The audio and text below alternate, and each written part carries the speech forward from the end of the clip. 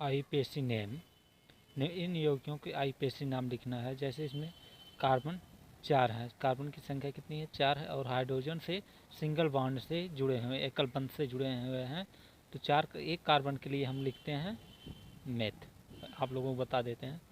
2 carbon के लिए हम लिखते हैं एथ, 3 कार्बन के लिए प्रोप, 4 कार्बन के लिए ब्यूट, 5 कार्बन के लिए पेंट, 6 कार्बन के लिए हेक्स, और 7 कार्बन के लिए हेप्ट,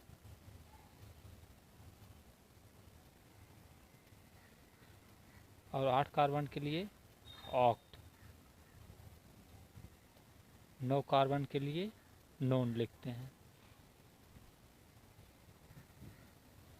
10वें कार्बन के लिए डेक लिखते हैं। तो यहाँ पर कार्बन की संख्या कितनी है 4 है, तो यहाँ पर ब्यूट हो जाएगा, और ये सिंगल बॉन्ड से जुड़े हैं, प्लस इसमें एन जुड़ जाएगा। ठीक, तो ये क्या हो जाएगा ब्यूटेन। यहाँ पर 5 कार्बन है, तो यहाँ पर पेंट और सिंगल बॉन्ड से जुड़े हुए हैं तो एन लिख देंगे, तो यहाँ पर पेंटेन हो जाएगा। अब यहाँ पर देखिए, तो यहाँ पर कार्बन की श्रृंखला जो है 3 बन रही है, और यहाँ पर 2 मेथिल ग्रुप जुड़े हुए हैं। मेथिल ग्रुप का सूत्र क्या होता है CnH2n+1। तो यहाँ पर CH3 तो 2, और दूसरे कार्बन पर जुड़े हुए हैं 2, और यहाँ पर डाई मेथिल, और 3 कार्बन है तो प्रोपेन हो जाएगा। प्रोपेन सिंगल बॉन्ड से जुड़े हुए हैं। यहाँ पर अब देखिए डबल बॉन्ड से जुड़े हुए हैं, 2 कार्बन परमाणु है और हाइड्रोजन परमाणु से जुड़े हुए हैं। तो यहाँ पर क्या हो जाएगा, यहाँ पर एथ लिख देंगे प्लस इन। तो यहाँ पर क्या हो जाएगा, डबल बॉन्ड के लिए हम इन लिखते हैं, और ट्रिपल बॉन्ड के लिए कार्बन कार्बन से ट्रिपल बॉन्ड जुड़े हैं तो आइन लिख देते हैं लास्ट में। तो यहाँ पर एथीन हो जाएगा।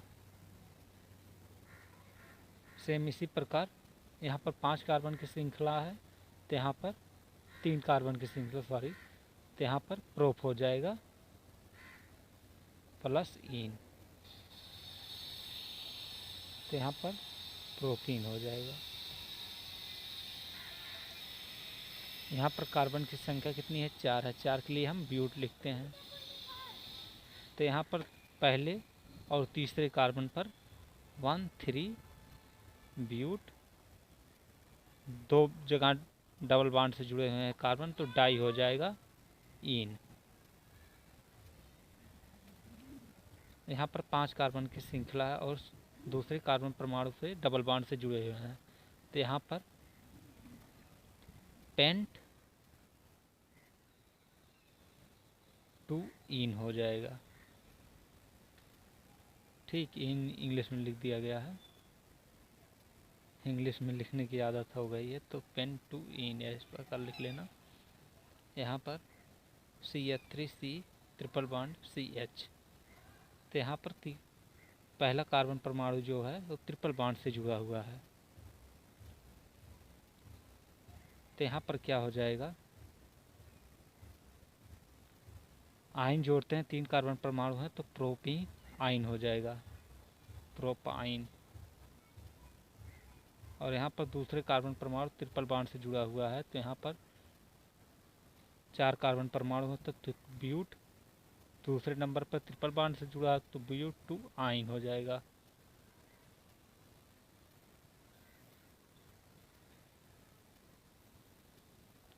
यहाँ पर 5 कार्बन परमाणु की श्रृंखला है, तो दूसरे कार्बन परमाणु जहाँ से काउंट करेंगे, जहाँ से हमें नंबर कम प्राप्त हो, इधर से अगर काउंट करेंगे 1 2 3 हो जाएगा, और इधर से काउंट करेंगे तो 1 2 हो जाएगा, या इधर से हमें 2 प्राप्त हो रहा है, तो यहाँ पर पेंट 2 आइन हो जाएगा।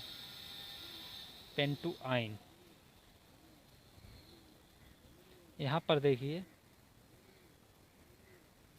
कार्बन की सीरीज कितनी है, 3 है, इससे CH3 समूह जुड़ा हुआ है, तो यहाँ पर क्या हो जाएगा 2 मेथिल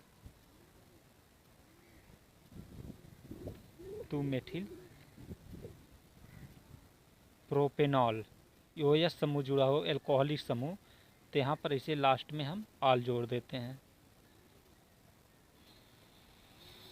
तो यहाँ पर प्रोपेनॉल, 3 कार्बन परमाणु हैं, CH3 CHO CH3, तो यहाँ पर क्या हो जाएगा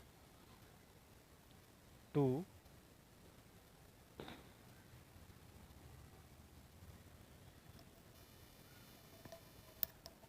यहाँ पर दूसरे कार्बन परमाणु पर OH समूह जुड़ा है, तो यहाँ पर 2 और 3 कार्बन परमाणु जुड़े हुए थे, तो 2 प्रोपेनॉल हो जाएगा, क्योंकि अल्कोहलिक समूह जुड़ा है तो वहाँ पर हम आल जोड़ते हैं लास्ट में, आप लोगों को बताया है।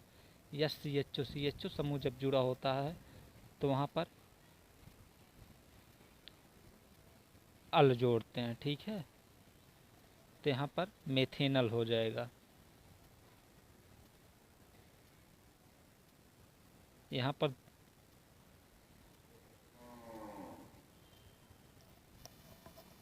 यहाँ पर देखेंगे 3 कार्बन है, CHO समूह जुड़ा हुआ है, तो यहाँ पर हम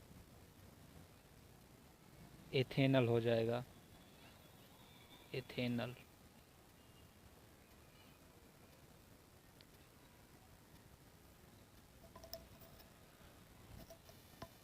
यहाँ पर हो जाएगा, देखिए यहाँ पर 3 कार्बन परमाणु, इससे दूसरे कार्बन से हमारा मेथिल जुड़ा हुआ है, तो यहाँ पर 2 मेथिल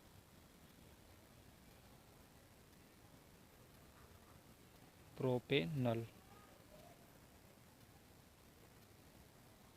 CH3CO CH3, तो यहाँ पर 3 कार्बन परमाणु जुड़े हुए हैं और यहाँ से दूसरे नंबर पर OH जुड़ा हुआ है, तो जहाँ पर हम C डबल बॉन्ड O जुड़ा होता है तो वहाँ पर हम OH लिख देते हैं, ओन लिखते हैं, सॉरी, तो यहाँ पर 3 है तो 2 प्रोपेनोन हो जाएगा, 2 प्रोपेनोन हो जाएगा। यहाँ पर यह COH यानी फार्मिक एसिड इसे कहते हैं, तो यहाँ पर ये एथनोइक हो जाएगा, क्योंकि सिंगल बॉन्ड है और यह CH कार्बोक्सी समूह जुड़ा हुआ है, तो यहाँ पर एथनोइक एसिड हो जाएगा, मेथनोइक यार सॉरी, सिंगल बॉन्ड है, सिंगल कार्बन है, तो यहाँ पर डबल कार्बन है, तो यहाँ पर एथनोइक हो जाएगा।